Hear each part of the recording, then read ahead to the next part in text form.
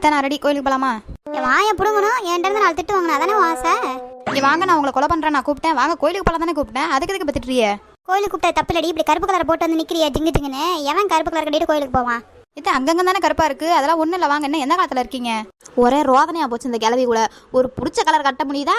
இருங்க, இந்த போய் மாத்திட்டு வாரேன். ரொம்ப தசலத்துக்குற, போய் மாத்திட்டு வாப்போ. அதே நம்ம மட்டும் தான் போறோமா, இல்ல உங்க பொண்ணு வராங்களா? அவ இல்லாம நான் என்னைக்கு எங்க போயிருக்கேன், அவ வந்துகிட்டு தான் இருக்கா. சரி இருங்க, உங்க பொண்ணு வரவங்களே நான் கிளம்பி வரேன். பாடி இப்பதான் வந்தியா? என்னடி கருப்பு கலர் கட்டிட்டு வந்திருக்கா கோயிலுக்கு போகும்போது? ஏமா எனக்கு கருப்பு கலர்னா எனக்கு ரொம்ப பிடிக்கணும், உனக்கு தெரியாதா? அதனாலதான் கட்டிட்டு வந்தேன், வேற எந்த சலையும் இல்லை, எல்லாம் துவைக்க போட்டேன். எங்க மாமியா கிளம்பி கட்டக்கூடாது போகக்கூடாதுன்னு நான் அதையும் மீறி கட்டிட்டு வந்தேன். சரி நீ எதுவும் சொல்ல மாட்டேன்னு நீ என்னை பிடிச்சி திட்டுற. நான் ஒன்றும் அப்படி ஒன்றும் வரணும்னு அவசியம் இல்லை, நீங்க மட்டும் போயிட்டு வாங்க. ஓ நல்ல அதெல்லாம் சொல்றாளா, கருப்பு கலர் கட்டக்கூடாது வைக்கக்கூடாது? நீ கட்டை சொல்லலாம், அம்மா நான் எடுத்து கொடுக்க கருப்பு கலர் சலையா, நீ கட்டி என்ன சொல்றான்னு நானும் பாக்குறேன். அவளா நானும் பாத்துறேன். எந்த சமைச்சு இந்த கலர் சேலை கட்டிட்டு வாங்க, அந்த கலர் சேலை கட்டிட்டு வாங்க, எல்லாம் நம்ம சொல்லிக்கிறது தான், அதெல்லாம் ஒன்றும் பிரச்சனை இல்லை. வாங்க போலாம் கோயிலுக்கு. அட ஓரம் வஞ்சன கிளவி.